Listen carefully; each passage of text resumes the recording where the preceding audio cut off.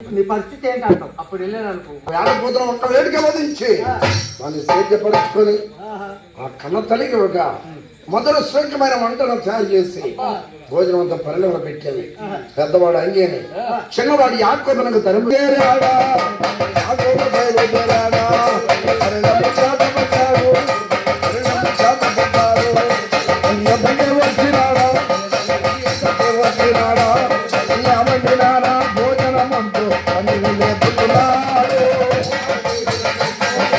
బాబు నీవు మాట్లాడే స్వరము చూస్తుంటే నీ మాట విధానం చూస్తుంటే ఎందుకో తేడా కనిపిస్తుంది. నువ్వు నా చిన్న కుమారుడు యాకోబు స్వరములా ఉన్నది. అవును బాబు, అనుమానిస్తున్నారా? మరి ఉన్నది లేదు నాన్న. ఎందుకని నీ స్వరం అలా ఉంది? నేను వేటాడుచుండగా నాకు దాహవాద ఎక్కువైపోయి అన్నందు మడుగులు నీళ్లు తాగటం వలన నా స్వరం ఇలా మారింది నాన్న. అంటే ఒక చోట నీళ్ళు కాదు కదా, ఇప్పుడు ఎక్కడ తాగలేదు నాన్న. మందలేడు ఇప్పింది అనుకో, అవి తాగితే నేను తాగుతా. మడుగు తెలియదు, కాలువ తెలియదు లేదా?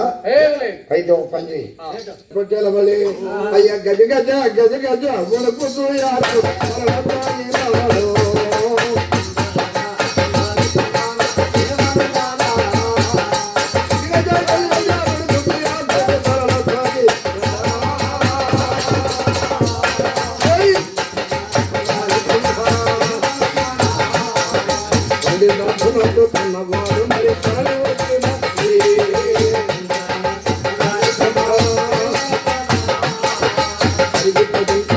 చిన్నవాడు యాకోబు గజగజలాడిపోతున్నాడు.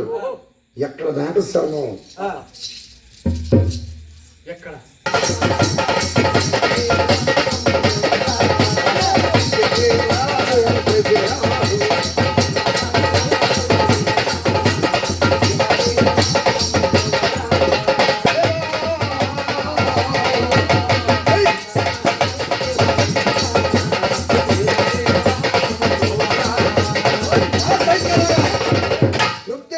చేశాడు.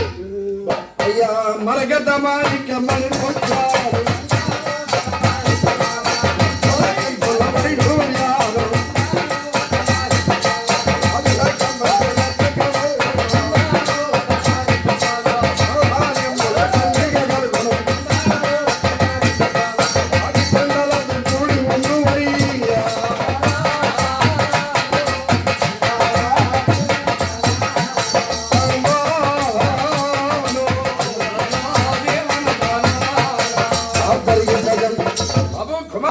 విస్తరించి ఈ భూ ఫలసారములన్నీ నీకే, పాడి పంటలు నీకే, ధనధాన్యములు, భోగభాగ్యములు, సిరి సంపదలు అన్ని నీకే. నువ్వు దీవించిన వారు దీవించబడతారు, నువ్వు శపించిన వారు శపించబడతారు. నీలో నుండి వచ్చు వారు రాజ్యమనే రాజులు అవుతారుగాక. వెళ్ళరామంటారా? సమస్త దీవులు కూడా నీకే ఇచ్చా కుమారా, వెళ్ళరాపు.